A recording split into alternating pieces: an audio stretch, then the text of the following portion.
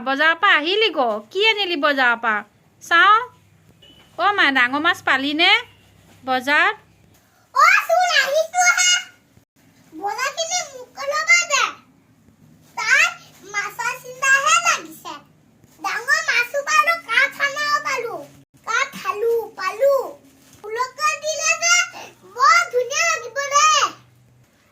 মা উৰুকা দিনাখন কিন্তু একেবাৰে